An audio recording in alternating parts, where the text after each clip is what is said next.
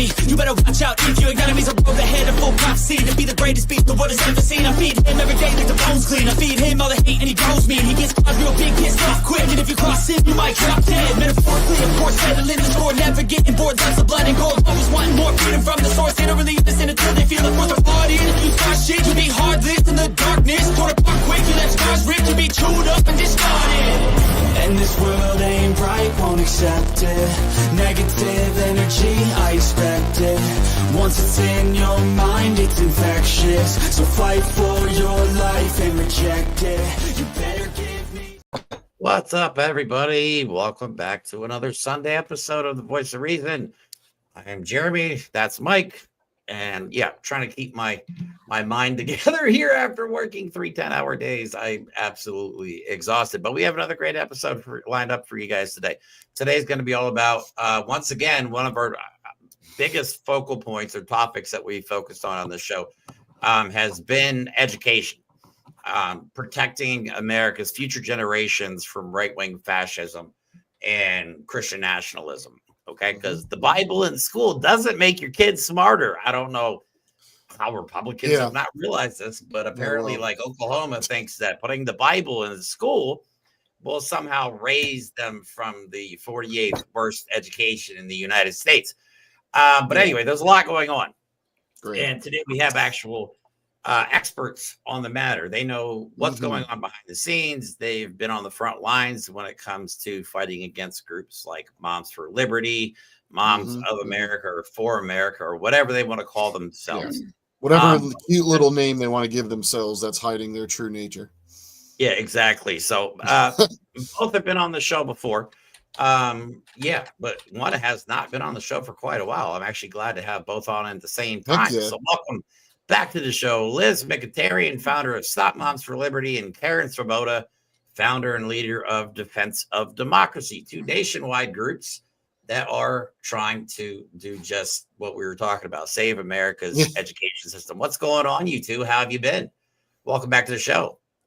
Hey guys, thank you. I'm so glad to be here today. I know it's been a while. It's been over a year, I think. So a lot has changed. Oh, yeah. You know what? That's our fault. We should have been more.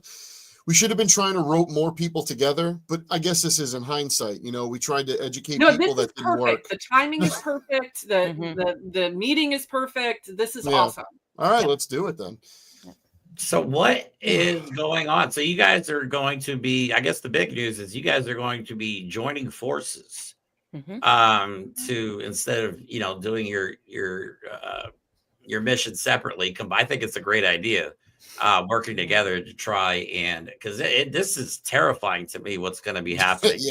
Yeah. Well, I mean, I think it's important to show that the only way to move forward is to come together in a way that almost the opposite of the right, but in the same way as the right. You know, they might have all these little fractured little desires and goals, but they find a way to work together for ill and for evil. So, if we can do that when we have a stronger unity, a stronger message, and a stronger purpose, then I think we need to have all our little groups come together as a united front. And I think there's no 2 better organizations right now to do that than those. So, yeah.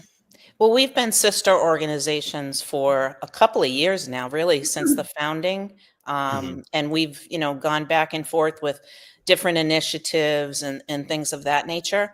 But I think the timing on this after the election has proven that, we need to step up all efforts across the board. And I think that, this idea of us, fundamentally coming together, at least on particular issues. I've, from the beginning of the founding of Stop Moms for Liberty, our whole mission has not been to reinvent the wheel and to connect with and to connect other groups together as well, but to, connect the spokes on the wheel. When someone is doing the work, don't do the same thing. Yeah, I mean, it's just a waste of everybody's time. So redundancy serves nobody. So it's almost like not divide and conquer, but unify and compartmentalize. Well, and we fight to your strengths. And our organizations are very different, but very complementary. Okay. Of course. So what Stop Moms for Liberty has become is this kind of repository for, I don't know how many members you have, 20, 30,000 at this point, like lots. Not 30 yet, probably 25-ish. That's still ridiculous. It's amazing. Like the marketing has been, I mean, I think it was pretty much all you, but it's, you really, and what Defense of Democracy does is we actually are very single focused on school boards. So we get we train and mobilize and weaponize all of these people who want to defend our public schools, and we get them to go to school board meetings and speak out.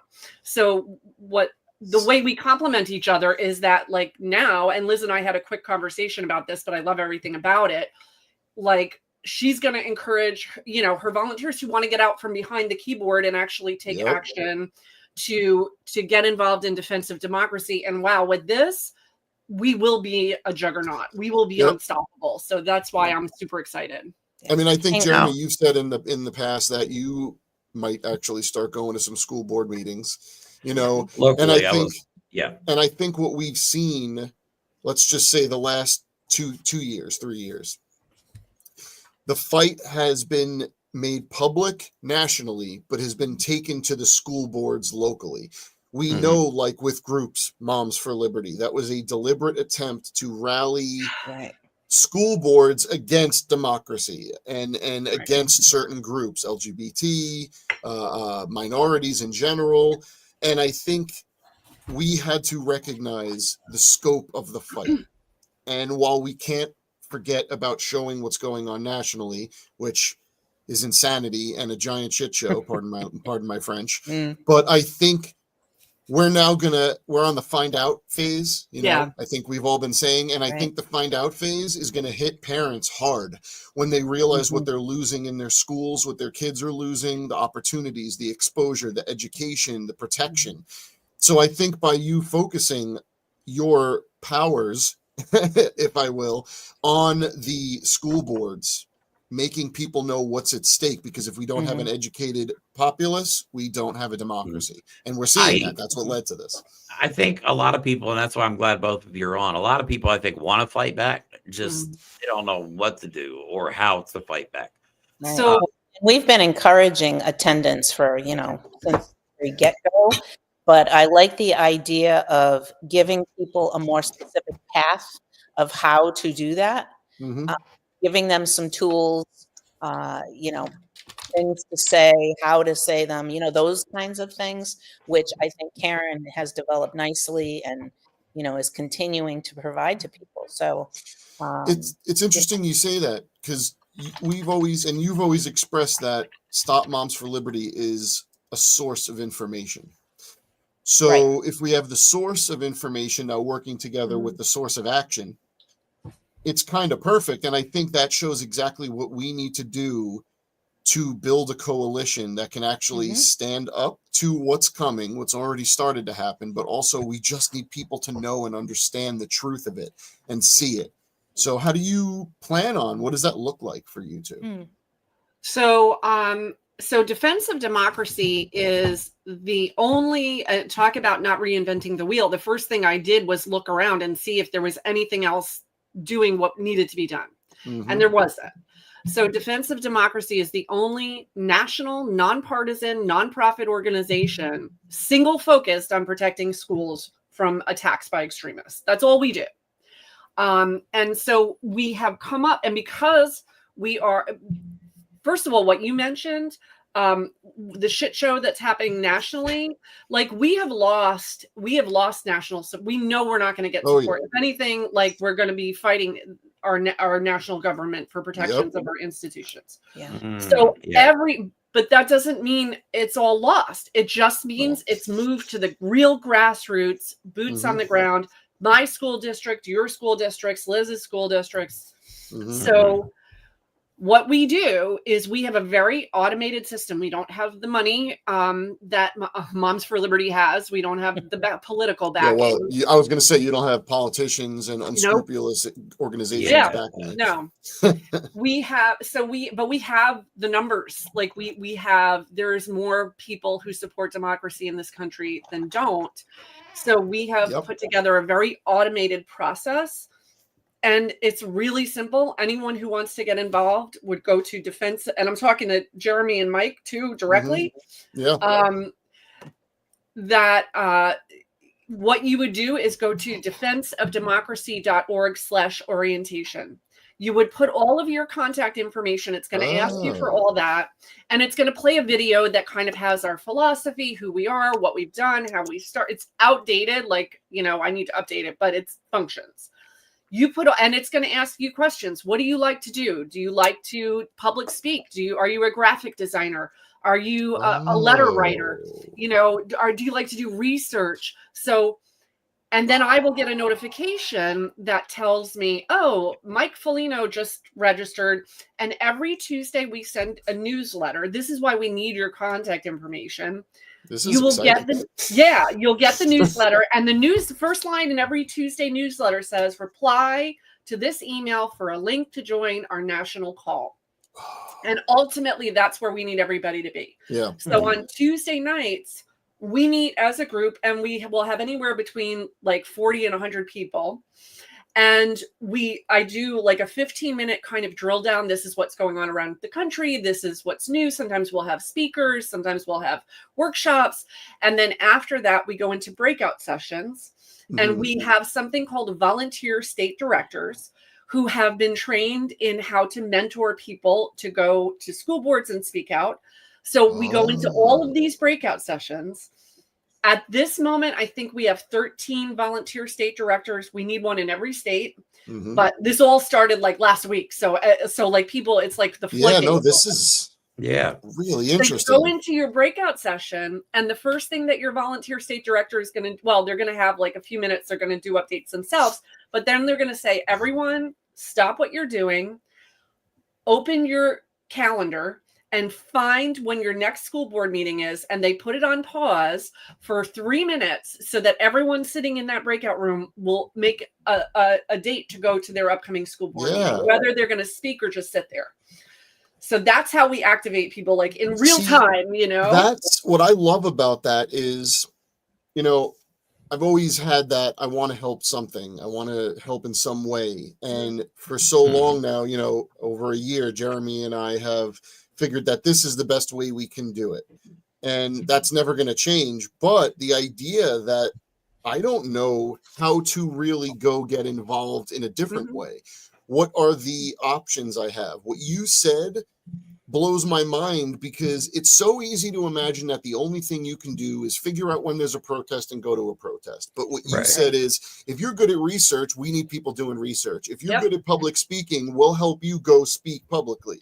The idea that you're going to now find what everyone who is willing to help is best at, and then help them succeed at that is something that has never existed on the left, has never existed for progressives, has never existed as a unified ideal to educate ourselves as a force for good. That is amazing. Giving people the opportunity to really know what they can do. I've said, if you love flower arranging, let me know. I'll find a way. We'll find a way. Yeah. Weaponize that. Yeah. Slightly offensive flower arranging. I like that. I think some of my volunteers do that. I think it's a good idea for people that aren't familiar with what we're talking about. Like, and we say it all the time, but I think as the foremost experts on these types of situations, like, what should people expect in the near future? If Donald Trump is inaugurated, because we have a theory on that. If Donald Trump is inaugurated, like, what are people to expect? Like, why should they be scared? Why should they be worried about their kids' education? Well, as we've seen, it's kind of all spelled out for us under Project 2025. I mean, they literally wrote down what they're going to do. Oh, you mean the thing that they said wasn't real, but now the cabinet is like half Project 2025 authors? Okay, sorry for interrupting. Yes. I don't know anything about it. That guy. Ooh. Yeah, he did. And that is the plan. He did. And so what we can expect, of course, is always going to be up in the air. I like the question of what will they get away with more so than what we can expect. And I've, listened to a lot of folks, spoken with a lot of folks about there are some safeguards in place still.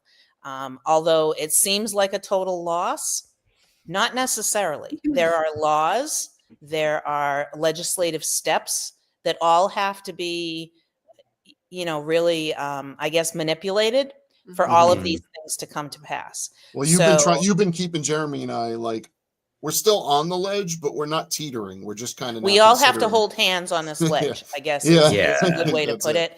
Because, it looks really bad, but what is it that they can get away with? And, I mean, if you think big picture, you think, oh my God, even the Supreme Court is against us. I mean, we have to look at all the different things that are still protections. And they've also been making rulings that are not necessarily in our opposition's favor, I'll say. They're not just laying down right now. So that's somewhat the legal avenue, of course, takes time. But the minute you put the legal process in place, it slows down whatever the action is. And that's to our benefit. I'm not going to promise that things are going to flip in 2 years, in 2026 at the midterms. I'm not going to say that the Democrats are all going to pour out because, hey, I thought it was going to happen this time. We think it didn't happen. We're not quite sure. But so I think what we can expect right away is that local school boards are going to be just, I don't even know the word for it, but they're going to be flipping out about, oh my God, what's going to come down the pike? We have seen the process of privatization of schools working pretty strongly nationally. And the fallout, you really have to kind of dig down into, okay, so what does that actually mean? The fallout is less money in your local school districts. Right. And so I believe that people are going to see things like putting up tax referendums for local schools to increase the taxes, which is going to be a hard sell. But people are going to have to see that, oh my goodness, the music program is going to have to be cut, or wow, they'll never cut the football program. No, but it's funny you say that. So I'm going to go on the slightest micro rant. You said something that strikes very close to me. Back in my earlier life, I was into music, like religiously, and I remember when I was a senior in high school, there was talk of cutting the music program. Right. And a bunch of us got together and we addressed the school board. That was probably my first time addressing the school board. Of course, they didn't cut the music program. I doubt our urging had anything to do with it. But I remember a bunch of us students going in front of these adults that just have our futures in their claws. Because as always, these people don't understand the avenues they close when they take away things from students. Yeah. But I just remember that so vividly that was probably my first time in front of a school board. But also, seeing the effects, the dehumanizing, the demoralizing effects of this loss, we'll call it, and people needing to get involved. Karen, you mentioned on our private chat about the empowerment you feel in getting involved, and we have to get people like the right does. They feel that they are part of this righteous cause. It gives them this sense of self-worth, misplaced or not.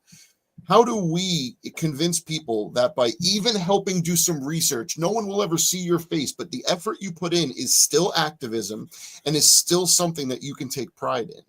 How do we do that? So a couple things, first of all, I just want to mention that everybody should be concerned about this, whether you have a child in a school district or not. And I could get into how this is, the dismantling of American democracy, but really everybody, and you should definitely be involved in this. If you do have kids in the school district, you should be extremely worried if you have a child with disabilities or who needs help. Yeah. People don't realize that it's all the ones who don't fit that perfect white straight Christian mold. Yep. Thank you for saying. Yeah. So empowerment. So my background, I actually have been working in nonprofit volunteer development my whole life. So I can go into all the details about why, people who volunteer live longer. I know I see that. That's a funny comment. Thanks, woke Mike. Yeah. Having a sense of purpose does that. Having a sense of purpose. But for me personally, all of these things, all of this conjecture about what's going to happen and everything, I feel so filled with anxiety and so stressed out that the only thing that keeps me from going off a bridge is knowing that there's something that I can do, is feeling empowered. And I think people are totally getting that you need to get out from behind your keyboard. Like I get real frustrated. As a matter of fact, if you join one of our Facebook groups, the first comment that comes up is, we do most of our work off of Facebook. So thank you for joining our group. Here, take our orientation. And then we find out what you like to do. We get you involved in going to everybody. You're not a Defense of Democracy volunteer if you're not attending or watching virtually school board meetings in your area. Yep. So, well, that's your mission statement essentially. Yeah. Is school board. So if you're not paying attention to what's going on, and that includes myself and Jeremy and everyone watching, right? Because it is so easy to care about the school board, but forget to put time to pay attention to the school board. So if you that's what we need to do. Exactly. So I'm hoping like if you guys and your listeners take our orientation, I put the link in the chat. And come to our we have had a Tuesday call, whether it's been, President's Day or Christmas or my birthday. We have not in 2 years missed a Tuesday night call. Come to that call and listen to what's going on, boots on the ground, and having an effect. You should see what our volunteers are doing in Oklahoma against freaking Ryan Walters. Yeah. We want to talk about behind the eight ball. Yeah. Well, if you have an example, let us know. Like, this is what I think people need to know, is that it's not just empty helping. It's not just self-serving helping. It's not just something that's going to make us feel like we're doing what we can, but not have an effect. So if there has been an effect, Liz, I know we've talked about how clearly Moms for Liberty has been losing at the polls for 3 years now. So there's an effect on letting people know what they do. So from a school board standpoint, what are some people doing? I'm going to tell you that, but first of all, I want to address Pamela mentioned that she doesn't want to work on Facebook, and she's behind. I'll bring that up. Yeah, absolutely. We have quite a few who are teachers, who are librarians. We have some of our biggest supporters cannot be seen or associated with Defense of Democracy. And so they help doing research. That's a huge one. We're actually putting together something called a dog whistle dictionary, so that when you go to your school board meeting, you can type in like I don't know, what's one of their buzzwords? Give me one. Groomer. Groomer. Whoa, whatever. You put in one of those words and it will come up DEI. Yes. Like the counter argument, kind of like that's our version of book looks, but we're working on it. There's like a way for people to be like, shenanigans. I want to go back. I'm speaking now. There's not yet, but we are working on it. So people like Pamela would be perfect for something like that. So again, same thing. Take the orientation and follow, and we'll follow up. I want to go back to what you mentioned about like if you have kids with disabilities, because this hits home because I have a daughter who was born deaf.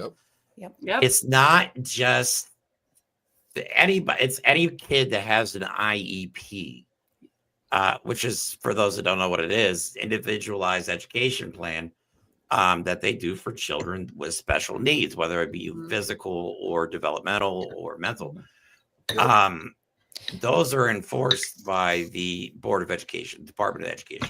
Yeah. Right, the federal one. Right. So if the Department of Education, which obviously it would take an act of Congress to get rid of the Department of Education. So we do, like you said, have safeguards in place. But I just can't imagine, because even with the IEPs in place, I had a hell of a time getting my daughter's services. So I can't even imagine what's going to be like. They put them there Sure, almost as absolutely. like a placating way, like, okay, we'll give you the services, but we're not actually going to fund it or help you figure it out.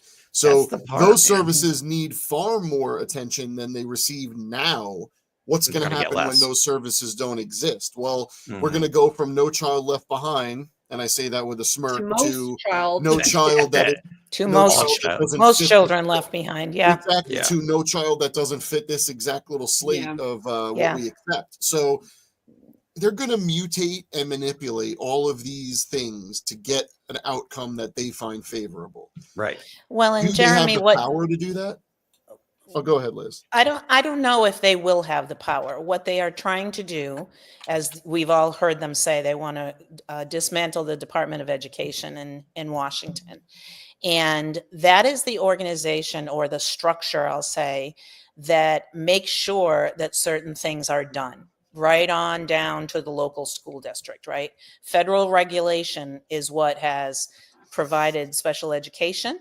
It funds Title I schools, which Mhm. I've always worked at, right? So, I mean, my salary wouldn't have been provided when I was a reading instructor. That Mhm. was straight out Title I. And Title IX as well. All these Yep. people that are up in arms about female sports, I can tell you the threat right now is the defunding of female sports. That's And how they'll get people need around to it. pay Oh, attention. we'll just Yeah. get rid of female sports because look, they don't Right. care anyway. They Right. really don't. So, Jeremy, you brought up that, that's kind of a pocket that they seem to be against. And literally they do want segregation, and they want it not only Yep. because someone might be Black, but because someone might have some special needs. And I Yep. want us to think of special needs as a broader term, because that includes if you have a gifted child. That Yep. includes if you have a 504 because your child has asthma and your child, needs to take breaks frequently, whatever the need Yep. might be, right? They don't care. There are, I would say, gosh, probably up to a third of my classrooms every year had special needs, maybe Yeah, even of more course. so. And Mhm. so, we don't want to think of it as, well, that wouldn't impact me, because you have things Yep. like your specific special education instructors that come into classrooms. Well, they might be there because this particular, child A has an IEP, but that person is also assisting the entire classroom with things that are going on. And so that impact is much broader than just students that have special needs. It is a pocket of funding that comes from the federal government that really, they think that they can just say, oh, well, we're not going to take federal funding anymore. Really? Yep. Yeah, What does okay. that look like? What does that look like to a school board member? And they may think, some of them, as we've seen, have been elected onto school boards that don't really know how to I guess, function as a school board member. But school boards are all about the money and how Yeah. to fund those schools, even Oh, though yeah. they've gotten so involved in all Yep. this, I guess, what do you call it? The Culture, social, the culture identity wars politics, whatever the and hell social bullshit. issues. A school board should not be deciding about books at all. No. It's not in their prerogative to do so. But that's Well, the there's also a direction that process we've for that gone in, already. right? Right. So in the same breath that they're worried about, there was this book that's objectionable, they're not addressing the fact that people are being driven into the private sector and taking that Mhm. money out of schools. And any Well, school board that is dealing with any other issue right now is really not doing their jobs. This is huge, the amount of money that is being taken away. I just Yep. did a post recently. I think it's $3 to $4 billion it has cost over the last few Wow. years to schools as a whole. And that's pretty huge. And that's because we've done things like lawsuits, right? And we've done things like spending the money on getting rid of what they say is objectionable books, Nice. even though it might be one parent that thinks it's Mhm. objectionable. There is a dollar cost to all of these attacks against public education. But I mean, isn't that part of the plan? I mean, if you can obfuscate what the mission is of a school board and make it about something it has no actual purview over, you could make it easier for people to almost find that, well, it's dysfunctional. Like, that's what I'm afraid of. And I think, Karen, we need to hear your story about how volunteering helps, because I don't see a way beyond the average person who's been beaten down mentally, physically, has to work 2 jobs, 3 jobs, it has no time at home, all of these things, to go, I can make a difference when there's so much against us. The school boards are being they're not even paying attention to what matters anymore. Like, how do we fix that? Okay. So let's get it. So first of all, yes. So yes, we have had a lot of successes. So I'm going to talk real quick. First of all, I'm bouncing some things in the chat.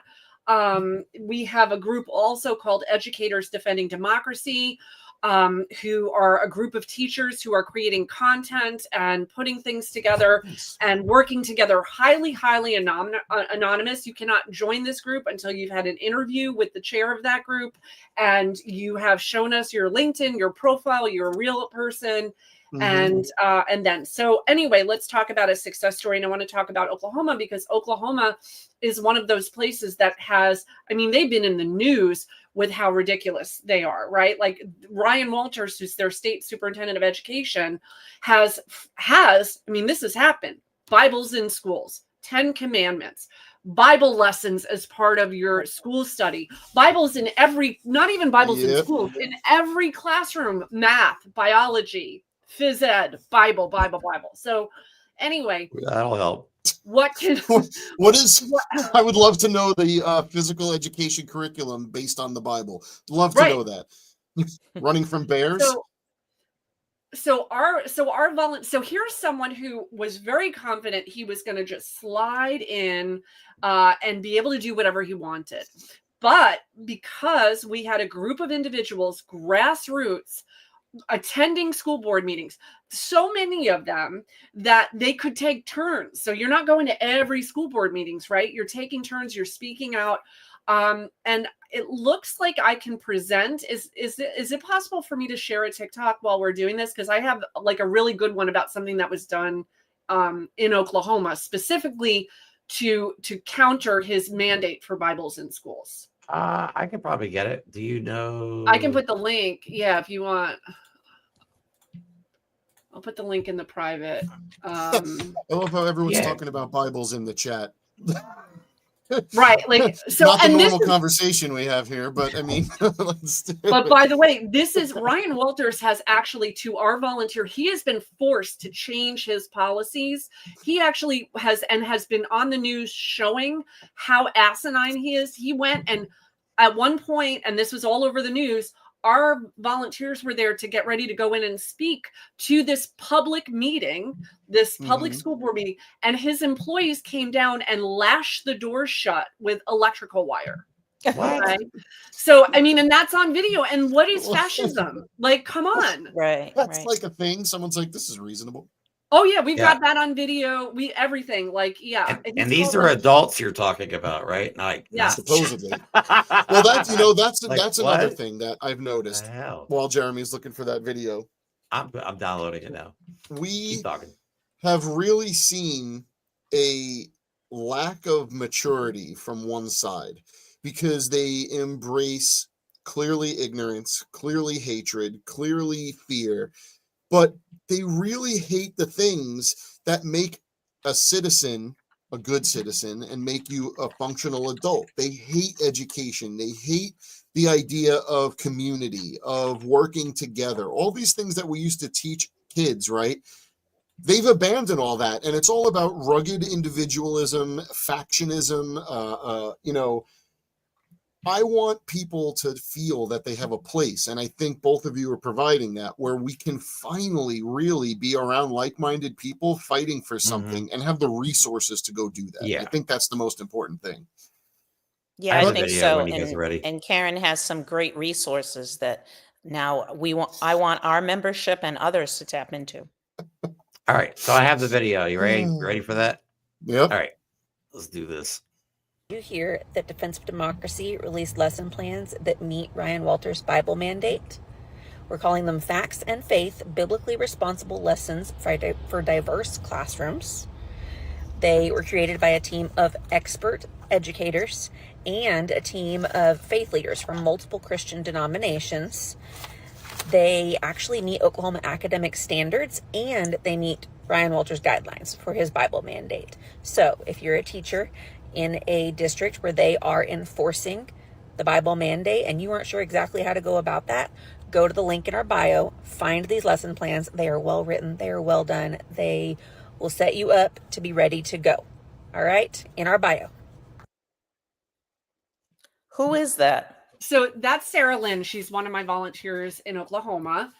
And basically what she was saying, and I have another, I'm not going to ask you to play 2 different clips, but I have another really good one that kind of outlines everything that they've been going through.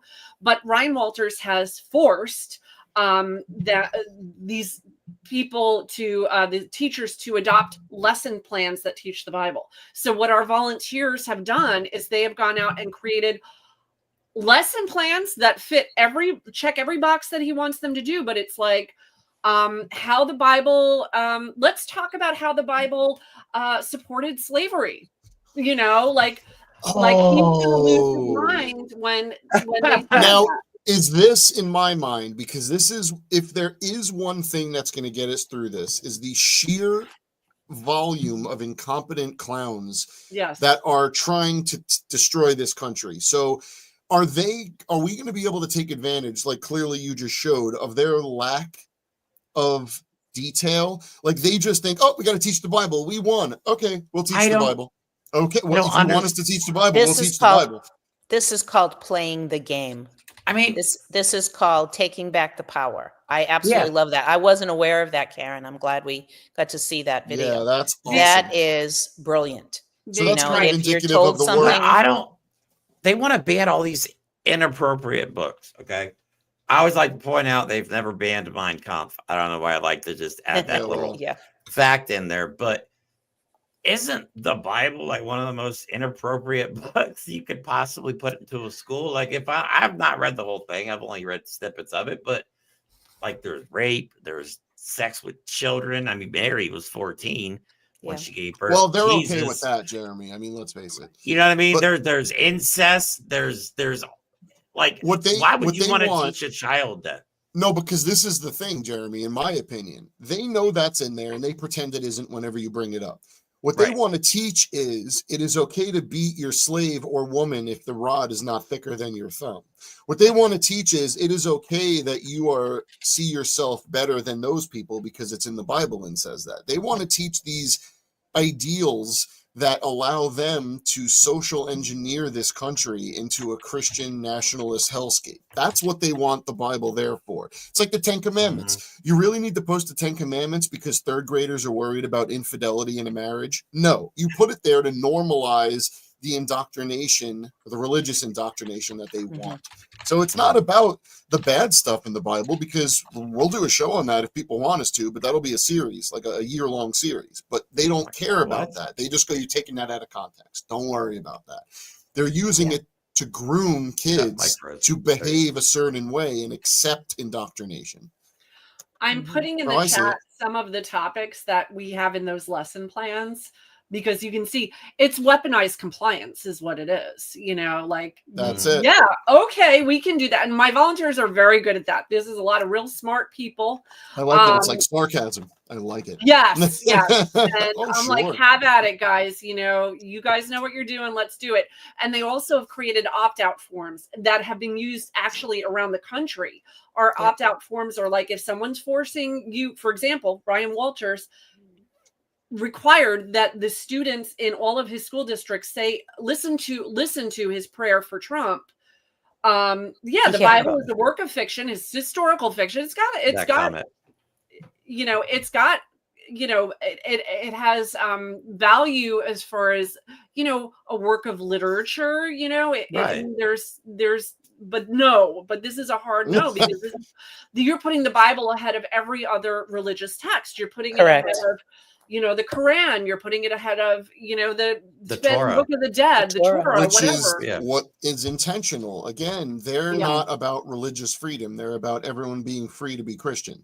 That's what they're about. Mhm. So, All right, so oh, go ahead. oh no, I was gonna say, like, I know this was tough for both of you after the election. Liz, I know I have with Karen, we never really got to talk about it. But like after the election, a lot of us I think were deflated and we're ready to Yeah. just throw in the towel. That's a word. And it took us a week or two to really get our heads around what we have to do moving forward. Because I think a lot of us were looking forward to the positivity, the Right. rebuilding, the Yep. better future for all Americans. Now we got this shit that we have to deal with for 4+ more years. Like, because I don't think people don't understand the amount of damage people could do in such a short period of time. Yeah. That will take years, if not decades, to fix. Well, I Like, think that's an you can important destroy thing. something so fast, but building something back up takes forever. People don't understand democracy isn't an achievement. It's a process. And once you let the foundation of it go, it's hard to get it back. It's not as hard to maintain it once you have it if you're conscious of it and you put effort into it. But what we lost is the assumption of democracy in this country. And now we have to fight to get that back. And I think that's the hardest thing to do. So to that point, like, do you see signs of cracks? And I know, Liz, you've been so positive that we have more safeguards than we're realizing. Mm-hmm. And I want Karen's opinion on this too. Do you see there are insufficient defenses that they've put up? Are there ways we can win? What can we recognize as a fault in their process that we could take advantage of? Okay. So first of all, I think that they have put up plenty of forces. I do. I hate to say it. I think that they have won a lot of really scary battles. Yeah. And however, the question is, how will we win it? And I have often said from the beginning, like, they may have the money and the political backing, but they don't have the numbers, because there are more good than bad people in this country. If I didn't believe that, I would leave. So it's a matter of, without any money and without that political backing, how do you make any change? And you look to the civil rights movement of the 1960s, right? Like that, you want to talk about odds. Look at people of color during the 50s and 60s, and after the Civil War, they had nothing on their side, right? And that's why I get very frustrated when I love my friends, and my family, but I will say a few of them were like, Karen, I can't even talk about it. It's too much. I need a break. Whatever. I'm like, that is privilege speaking. If you can afford to do that, if someone's hunting you with a rifle in the woods, you don't take a break to think about how nice things were before that. Right. you got to keep fighting. Yeah, and I think that's important that Addison. As Karen. Hi, Addison. She's our little friend. Woke Mike wrote The Wizard of Oz. It's very true. So Karen and I are in unique positions because, we are impacted personally, and we have to kind of push our fears and our disdain for what has happened. We have to push it down maybe a step ahead of most people would, because we have this large following, and our members need to hear, not Pollyanna stuff, which sometimes I'm guilty of, but they need to hear that there is some light somewhere. And, that's hard to do. I wanted to stay in bed for a week, and it's just, and I still to this day think that, something funky happened here. It just doesn't make sense that we got the result that we got. But that's not up to me to figure that out. There are larger sources than me that are trying to figure out actually what happened. I love the comment in here that maybe the drones are God sending a message. Yeah, I thought it was great. But maybe the drones are saying, keep looking at this, because what just happened is like otherworldly. It just does not make sense. So, and I think that's important. We got to know that what we're going to experience is some weird stuff. Like, none of this is going to be cut and dry. Okay. So, but we have to understand that we're past that. And we almost, I don't want to say stop thinking about what happened, but we have to stop wallowing in it. If I still let myself, I'll just rage myself into oblivion, but that doesn't help. And I think what both of your organizations are doing is offering a way to channel that frustration and fear, all these different emotions, guilt, did we do enough, anger, why didn't this work? But having a way to do something with it that we've never really had before, that is a breath of fresh air that I honestly didn't know was available to us. So I think you two doing this thing and becoming a transformer or like a juggernaut, I think that's going to help more than people realize, because the fragility of what they have is based on transactional relationships, money, fear, greed. If we can really get people to rally around democracy and unity and progress, we have to have a stronger message than they do. We have to have a stronger foundation than they do. Absolutely. Also, great little Neverman in the comments is writing about, find that little tiny speck of light. And one of our followers said, really, I'm right down to an ember. And my comment to them is, okay, then we need to nurture that ember and keep that ember going. And that takes, I always refer to the put on your own oxygen mask first. That takes self-care right now, because it has been very, very devastating. And so, I advise things like stop watching the news. I have stopped. That's so well, I mean, they're just a propaganda arm. They're all acquiescing to him at this point. Karen, real quick, what's the website they can go to again to do the orientation stuff? defenseofdemocracy.org/orientation, or just do defenseofdemocracy.org and click get involved. And hold on, I just got to make sure I spell orientation right, but I'm putting it in the comments of the video. So if anybody wants to find out how to fight back in their local area, you can go in the comments of this video now. And what I love about this collaboration is that, I'm sorry, real quick, Liz, Liz's information is right in our bio. We've had Stop Mom for Liberty's link tree in our bio forever. Part of, a strength of us moving forward, I think, is that Stop Moms for Liberty as an organization, as you said, it's a communication tool. It is a way to get people active and following what's going on. And again, that's why I named it the way that it is named, because it is very clear what they're going to get when they, become members of our teams. What was missing from our organization, and I'm hope that this will kind of fill that void, is that, okay, so how do we drill down either at the state level or at local school district level to do this work? And I don't have the bandwidth to, go develop something that, would be boots on the ground type organizational tools. And that's been what Defense of Democracy has done all along, is to set up a structure so that people are not only becoming informed, which they do, with our efforts, but that they now know a process. And as much as, I've tried to keep people going and give advice, and, we have a set of guides that we give to folks, it's the information that we're giving folks. And I love this opportunity that we're developing to give people the actual tools to move forward. I see. Oh, go ahead, Jeremy.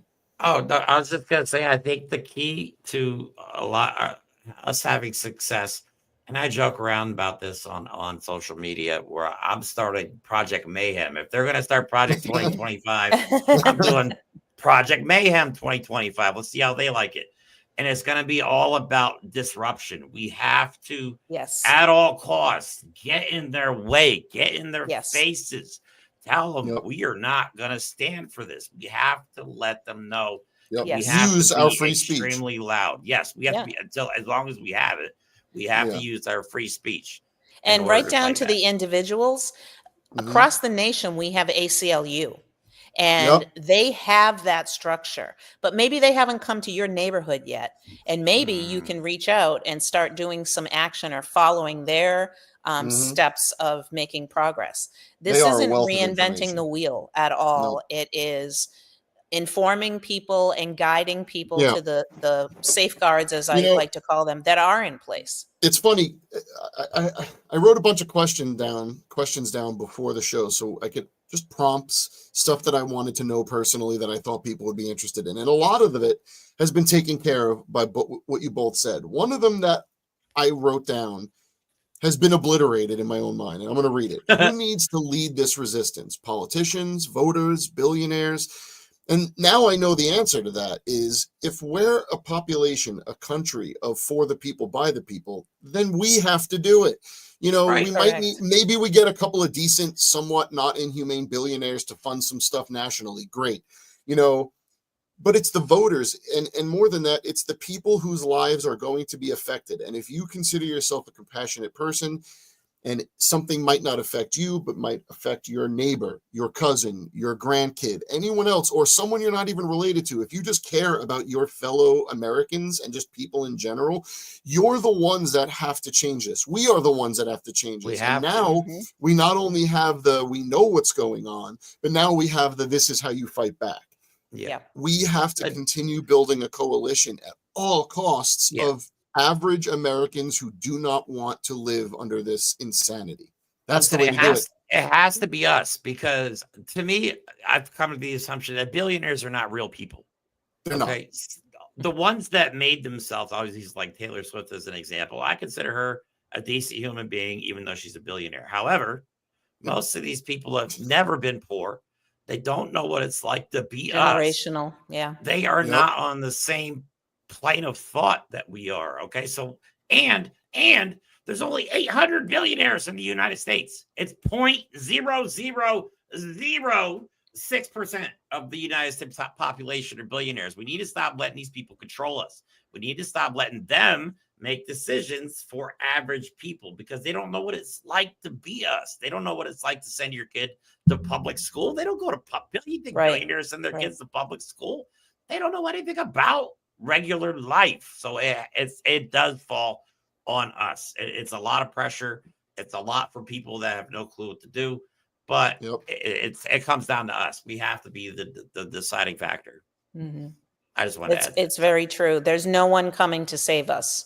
No. It's just, I mean, if you look at this as a money issue, not only are billionaires kind of removed and kind of sheltered from the process of all of this, but it's not all about money, because there has been money poured into our side as well. And if you look at, you know, the dynamics of how businesses support either of the political parties, Democrats have a ton of money too. So it's not about the dollar per se, it's more about strategy. And one of the things that has become very apparent, actually my son has helped me to understand this, is that the other side, I'll say that it's kind of a moral side and a not so moral side, and it's the extremists that have pushed the needle more towards their side, right? But they've done that with strategy. And one of the strategies, as an example, is that they've gone after young white males and college students in particular, who, you know, we sit back and we cling to our pearls and we say, well, they should know better. They're college, they're educated. They're not yet until they're done Human with it. beings have a fight or flight reflex, right? We're very susceptible. And so, you know, college young white males are definitely one of the targets that they went after, and it has worked for them. And they have done that by making these young people feel shaky about their very existence. And some of that is, you know, the lack of messaging on our side that, you know, as you're talking about things like toxic masculinity, talking about misogyny, all of these things that we've put out there as our, you know, marching orders, we have to understand how what we've done has had that fallout. And one of the fallout pieces is there's a whole segment of our population that feels attacked right now. You know, there's a great book, Jesus and John Wayne, and it's, you know, young folks that are just learning what their identity is in this civilization. And they're hearing that and they truly are hearing, even though it might not be said as such, they're hearing that being a young white male person is not necessarily a great thing. Whereas, if you have a more united, this is how you are part of the whole, instead of let's push back on, Christians as a whole. Well, No, we have to push back on extremism. There's Yes. a stark difference between, going after the Bible and saying the Bible is a bunch of hoo-ha, and saying having a religious based document as part of a public institution is what the question should be. Right. And so, it's really easy to spout off the anti-everything things. Yes, it is. But we have to look at what the fallout is of being not strategic on what we're saying. So is there a way, and this is just me speculating now, to use that injury to the young white male and almost, oh God, I hate to do this, empower them to look at seeing the right side of things as a way to save their identity? Meaning, we have to reiterate, we're not trying to erase anyone's identity or anyone's value. We're trying to show that your value is as important as the rest of our value. Like, reverse it. Stop saying that everyone else is equal to white people and white young men, and almost say, no, white young men, you're equal to all of us. We are all in this together. Like, we need, instead of just having, and I'm only saying this for sake of argument to reiterate the extreme end of it, instead of having just black lesbians be volunteers, we need white young men. You know what I'm trying to say? Like, we need to court the group of people we've almost alienated. I don't know how to do that when you have a Joe Rogan and an Andrew Tate and I have a hard time all with these it, other too, despicable little gross monsters out there. I can't stand, honestly, I'm sorry, but white people suck. I can say that. I'm sorry, we do. But in all of that, what do you believe progress, and why do you believe progress and democracy will win over hate and fascism? And I know of the four of us, you two have done more than we ever will, because you have formed these organizations that have really become a way to see tangible change. So if anyone has valuable opinion on why we will win, you two do. And I want to hear both of your opinions on it. Well, I'll send you all a link to a constitutional scholar who has seen so many things within his lifetime, but also within the course of history.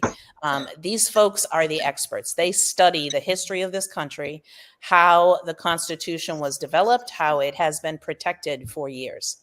So my belief is that the Constitution isn't going anywhere. Even if this little man in orange makeup believes that he can destroy the Constitution has stood the test of time when it has been attacked on multiple occasions. If you look at things like the McCarthy era, where people were, going after individuals because they said that they were communists, right? That was very uncomfortable, a horrible time in our history. Just like this, really seems to be unfolding right before our eyes, but we survived after that, because the pendulum will always swing back to the middle, and it will swing in the arc of justice as long as people understand that they are somehow impacted by that. So talking about young white males, we have to talk to them about, let's say, about women's reproductive health care, right, as an issue. They need to hear that a state should not have the right to force them to have a vasectomy. That they can relate to. They may not get on the bandwagon of making sure that women have appropriate health care, because, people are just individuals. But our job is to make sure that all of this impacts every single one of us. I think I know what the problem might be. And I don't know when our society got to this, but like when a white person, because I've run into this, when a white man speaks out about racism, they're told they shouldn't be speaking on the subject because they're white. Or if a white man speaks to a woman about reproductive rights, we're told that we shouldn't be talking about those things because we're men. You know what I mean? So I think it's not. I think it depends on what you're saying, because if right, you're saying, right, you can talk about reproductive rights as Yeah. long as you're confirming that it's my body, my choice, right? Absolutely. I think we have That's to what make I sure mean. we're not taking the lead, but we have to have a voice, a supporting voice. And I think what Jeremy's kind of pointing out is if we're supposed to court the young white man, we can't say no one can talk about it. What we need to do is reframe it to say young white men and white people in general need to listen to what is going on in other groups. Oh, and then like reflect on that and bring those gripes to your circles, to your groups. You know, we're not taking the lead on it because it doesn't affect us directly, but it affects us in the sense that I believe bad things affect all of us, but that doesn't mean I'm the expert on the subject. Right. And I think the key word of everything that you just said is listen. And you know, I've learned sometimes the hard way, right, where I thought I was doing something great and somebody from a marginalized group helped to straighten me out. We have to be open to being corrected in our advocacy. Yes. We have to listen if, you know, if our Black brothers and sisters are saying, no, don't wear a blue safety pin, it's not doing anything for me.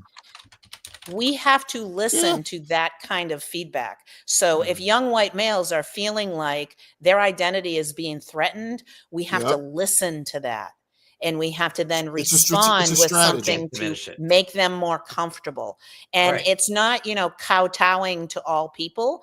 It is saying that if you say you're for inclusion, then you better include everyone. And unfortunately, I think the other side has done a better job of bringing people together and including them. And they've done so very strategically. Do I think that the other side really cares about young white males? No, I don't. No, they don't but they have said things that absolutely has drawn them to their cause, the young white males. So Karen, I had wanted to speak to that. I know we're already past the hour, but first of all, Addison, so we'll talk about how in real time defense of democracy. So Addison, I saw that quote. I immediately followed you on LinkedIn and on Instagram. I have in the past 30 seconds seen that you are actually a young person. She's She's 11 years old, Karen, and she's done more than I would like to point out that 11-year-old is what got my ass out of my sorrowful pity little hole after the election. She's our future. So Karen, continue. Sorry. Yeah. So Addison, there are 4 affiliate groups at Defense of Democracy. There used to be 3. We added Educators Defending Democracy this year. There are Faith Leaders Defending Democracy, Veterans Defending Democracy, and Students Defending Democracy to counter the attack on patriotism, family, and spirituality. All right. So Addison, I am looking for students to get involved in Students Defending Democracy. And so what I would say is take our orientation, and I'll put my email address in the chat so that you can send a message to me, but I would love to connect with you and talk to you about that. Addison is amazing, Karen. You are about to see a force of nature. Awesome. That's amazing. She's it's not letting me post it. So she's our official junior correspondent. She's she lives down in Florida. She's from Brevard County, so she's right in the heart of it. And I think we got to listen to the students too. I think that's another thing. Is like what do they want with their education? Let's give them the power. I know they already have. Right, young kids don't know anything about life, you know, because they haven't lived it. But we got to start listening to the kids because we're making decisions that are going to affect their lives more so than our own. Because I'm 47. How long am I going to have to live through this shit? But Madison's 11. Like, she's just getting ready to live her life. And you know, so. And Mike, like Mike said, she's probably the main reason we're still doing the show. Yeah. We were going to quit. And Addison, basically, this is not what she said, obviously, because she's 11, but she basically told us to get our heads out of our asses and get back to work. Yeah. So, and you kind of referenced Go ahead, Mike. I'm sorry. I was just saying, I have the messages. She got real close to saying just that. Trust me. She was close. Yeah. She was close. Well, and I think that, it's important for us to keep going. And I think you hit on it, Jeremy, that who are we to just be upset and stop working? Who are we? This has been the history of this country, is that people just keep working. Yep. Do we actually think that people in the civil rights movement they had the, I guess the opportunity or the will to just say, oh no, this is too hard? Yeah, we did enough. We're done. Well, what would happen? What would have happened? Yes. So go ahead. I was just gonna say, we got before we get out of here, say we got like 5 more that's minutes. What are you guys working on? What do you guys have? Do you guys have anything coming up in the immediate future that you guys want to talk about? Well, reading these comments through here, I think it's time for another Addison podcast. Okay. Oh, Yeah. okay. Absolutely. let's we do it. do that. People need to see the face of the future, and she's certainly it. Well, it's funny because for like months now, we keep playing around with ideas and even stuff Addison's been coming up with. But now, no, we're going to have you on again, Addison, and you're going to be the star of the show. Absolutely. So, Defense of Democracy, what we have going on is we have a recruitment push right now for volunteer state directors. Volunteer state directors help mobilize other volunteers within their state. This is a volunteer position that takes about 4 hours a week. You have 2 meetings per week. You're invited to 2. You got to come to at least 1. With me and the other volunteer state directors, where we brainstorm and I basically teach you how to be a volunteer manager. And then on Tuesday nights, you are doing that breakout session. And so far, we have 13 state directors. We have Kansas, Ohio, Oklahoma, Florida, New York, Connecticut, Pennsylvania. Nice. Good memory. Florida. Yeah, I don't I'm forgetting a few of them, but even if you're from one of those states and you want to get involved, that we need multiple volunteer state directors. Mm-hmm. So I do want to put a plug for that. If anyone is interested in volunteering as the VSD for their state, this will help, this helps that grassroots boots on the ground stuff. So yeah. Mm-hmm. Yeah. And that's the structure. Yeah. That's the structure that we want to get more strategically involved in, because we have state leaders in, I think it's 45, 46 states, something like that. Mm-hmm. But we have not been able to do a weekly call to, have them help to administer what's going on there. We don't have a newsletter. We, luckily you guys have given us a platform to have a podcast, avenue that we can follow, but it's just little old me retire. Well, yeah, but why? If there's other groups that are doing a bang up job on a newsletter. You're right. But that's the point then. That's the whole point. Right. Let's play to our strengths. Right. So, I think it's really important that we see things folding together, because this is not over. This war has just begun. And we thought that we were going to be able to get a little bit of rest, maybe, if the election had gone in the proper direction. But I want people to really focus on what actually did happen in the election, even if they can't prove any of this stuff that I think went on, right? So Trump was elected president. The Democratic slate under that presidential election was pretty darn successful across the country. North Carolina is a good example. And I more so even find, I guess, solace or hope in the fact that constitutional amendments across the country, or, different efforts across the country for the issues that we support, passed. So the majority of people want the same things. And unfortunately, whatever happened in that election, right? There will be other people that will hopefully fix that in some way or another. It's going to come out. But we have to keep going, because we don't have the luxury to say, honestly, I'm a retired teacher. I've got my retirement coming in, blah, blah, blah, blah, blah. I can just sit back on my hands. But I have a son, and I also have all of these students that I helped educate in the course of my career.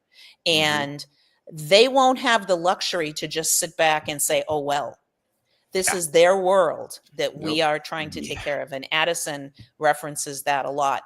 And I get a lot of my motivation from looking at young people, my motivation from looking at Black and brown brothers and sisters. They don't have the luxury to say, oh, well, we tried. No, we have to keep trying. The privilege that we're all experiencing, and some of us are letting it affect us more than others, I'll admit it, but the whiteness that we enjoy and being able to just wallow in this, I wish I could I wish I had it in me. How do you phrase this? Not that I wish I experienced more horrible things that allowed me to more easily move past this defeat, but it's not even reasonable. And I've quickly come to realize it's just gross to wallow in the pity of it, because every other group that I would do anything to help, and that is part of the reason we do this show, is to give everyone a voice. And all these groups of people that deserve equal footing, equal voice, equal airtime, they're all ready to keep fighting. So I'm done being a white weenie guy and being upset about what we didn't get and this and that. And let's fight, let's focus, and let's do what we got to do to help who we want to help succeed and survive. I think that's the most important. And I think another point brought up today, to some extent anyway, I wanted to really reinforce that the things that are happening are not just happening to marginalized groups. And because you're not in a marginalized group, maybe you can sit back and wallow, right? Yeah. But all of these things, drill it right down to the local school district. When businesses look at your community, they look at the availability of great schooling for their employees. They are being turned off left and right from going to certain communities because schools are under attack. So even though you, quote unquote, don't have a child in the school system, your local economy is impacted so dramatically by what is going on. And, you know, yes, I'm a school advocate. I'm an educational professional that, you know, has had years and years and years defending this. I also have to see the larger picture, and that, sure, you can attack a school, but what does that actually mean for a community? And many people are, you know, the FAFO thing that, you know, well, I didn't support my schools, and it really won't matter if all this money is driven into the private school system until they see the impact that that will have on communities. And, you know, we're trying to inform people that, yes, they need to step up. Yes, they have to hold these school boards, even if they flipped. Like my local school board, people around me think that it's just kind of a lost cause. And it's understandable because mine is just kind of out of control. But what they do impacts what's going around in our community. And we can't lose sight of that every issue that comes down is not just about marginalized people. It's not just about the education system per se. It's not just about healthcare per se. The inability of someone to get healthcare is sad for them, but you know what? It's really bad for me, because then I can get sick because they're not provided with health. And we need to look at this as the bigger picture of what impacts one impacts all of us. Well, they've done a great job of dividing us. We have to unify ourselves. They absolutely have. I think a perfect place. That's perfect place to end the show. I think is we have to unify, not just those of us who voted against Donald Trump, but the ones that didn't vote at all, because they have no idea what's coming. Right. And we can't hold it against them for not voting. And not like, knowing I'm sick of what's being going on. angry at people. Let's we have to educate people. So Liz, Karen, thank you so much for coming back on the show. Karen, it will not be another year. It will not be another year. Anytime. Let me know. More often. Oh my God, this is important. We love what you guys are doing. Has been one of our main focuses on this show, and the future generations and everything like that. So thanks everybody for watching. We loved all the great comments. If you would like, or if you could, please like and subscribe. I always forget to say that at the halfway point. So at least I didn't. Yes, please support these two gentlemen here at the top of your screen. They have, done the work without very much money, to tell you the truth. So like, support, send them donations. This isn't just something that they're doing, because some big funder is putting No. them in those seats. They are doing this because it's the right thing to do. So let's support Literally them is. as well. Yeah. And If I like you'd to like say to there donate- are Shop Moms podcasters. If you like to donate, we do have the GoFundMe link in the description of the video as well, Yeah, because please Mike and do. I are trying to get like legitimate studio equipment so we can put out a proper show. Other than that, that's all we have for today. Liz, Karen, thank you so much for coming on again.